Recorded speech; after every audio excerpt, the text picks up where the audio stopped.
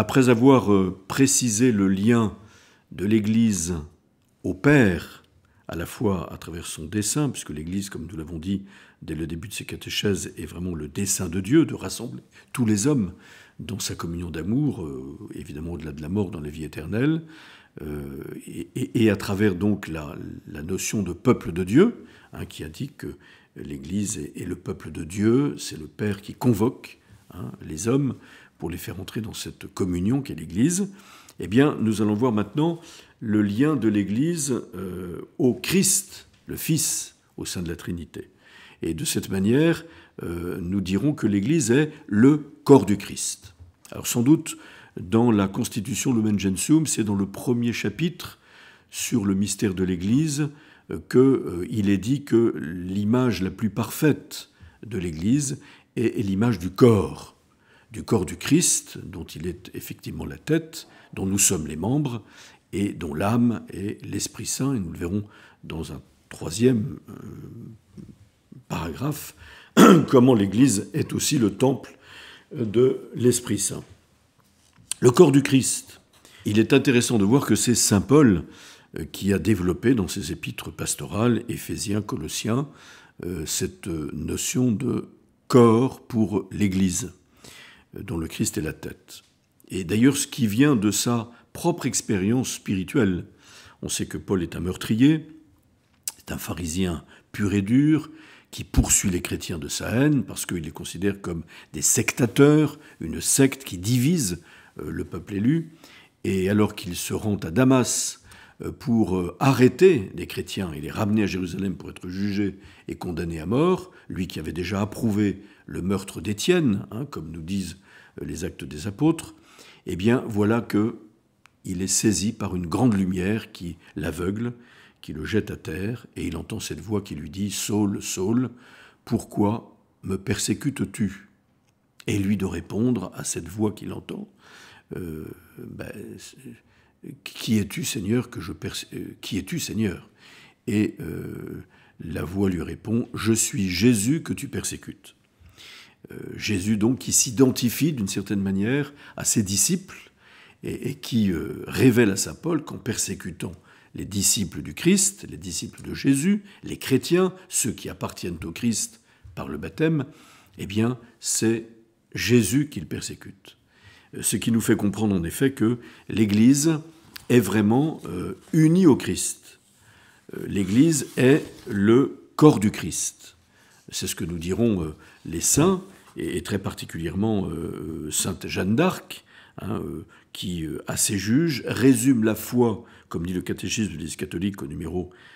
792, résume la foi des saints docteurs et exprime le bon sens du croyant. De Jésus-Christ de l'Église, il met à vie que c'est tout un et qu'il n'en faut pas faire difficulté. Vous voyez cette parole lumineuse de Jeanne d'Arc, qui n'était pas une théologienne,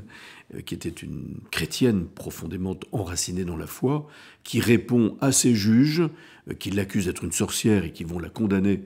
à la mort du bûcher. Eh bien, elle répond sereinement, avec beaucoup d'assurance, de Jésus-Christ de l'Église, il m'est à vie que c'est tout un. Et en effet, saint Paul, sur le chemin de Damas, a fait l'expérience à la fois du Christ ressuscité, qui se manifeste à lui et auquel il va finir par adhérer, dont il va devenir disciple et apôtre, et en même temps il fait l'expérience du mystère de l'Église, qui est le corps du Christ à travers ses disciples que lui-même persécute. Quand on dit que l'Église est le corps du Christ, on veut dire d'abord que l'Église est communion avec Jésus. C'est très important, nous revenons vraiment au mystère de l'Église, qui est la communion des hommes avec Dieu à travers Jésus. Et donc à travers la grâce du baptême. Jésus va employer dans l'Évangile des images très fortes pour nous faire comprendre cette communion intime à laquelle nous sommes invités par le baptême et de cette manière à constituer l'Église. Quand il dit, en Saint Jean au chapitre 15, l'Évangile dit de la vigne, « Demeurez en moi comme moi en vous. Je suis le cep, vous êtes les sarments. » Et il le dira de manière encore plus forte lorsqu'au chapitre 6 de Saint Jean en annonçant le grand mystère de l'Eucharistie à travers le discours du pain de vie, quand il dit « Qui mange ma chair et boit mon sang demeure en moi et moi en lui ». C'est dire à quelle communion avec Jésus nous sommes appelés par le baptême accompli dans l'Eucharistie, et donc qui fait de cette communion des fidèles avec le Christ, eh bien, l'Église qui devient vraiment son corps. Un seul corps.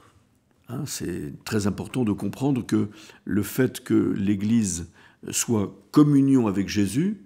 à travers le baptême qui nous incorpore à lui, à travers l'Eucharistie qui approfondit cette incorporation en nous faisant communier à son corps et à son sang, eh bien,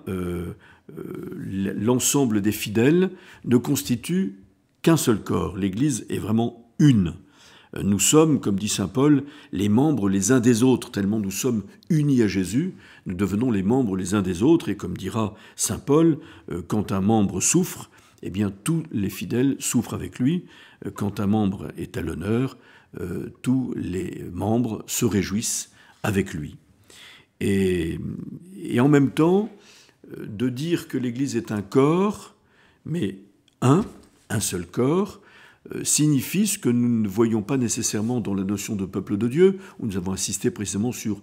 cette société sans classe, sur cette égalité de tous les membres, qu'ils soient pape, évêque, prêtre, diacre, consacré ou fidèle laïque. Ici, on s'accorde, à travers l'image parfaite de l'Église qu'est le corps, que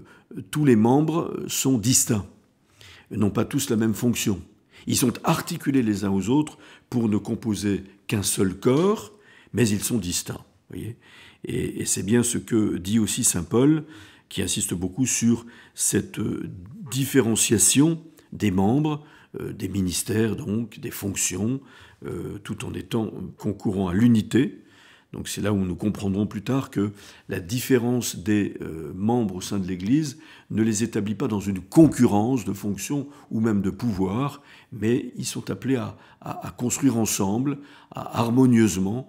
par chacun dans sa fonction, chacun dans sa différence, à constituer l'unicité du corps. Ce que saint Paul dit aussi de manière très claire lorsqu'il dit « Vous tous en effet baptisés dans le Christ, vous avez revêtu le Christ, il n'y a plus ni juif ni grec, ni esclave ni homme libre, ni homme ni femme, car tous, vous ne faites qu'un dans le Christ Jésus. »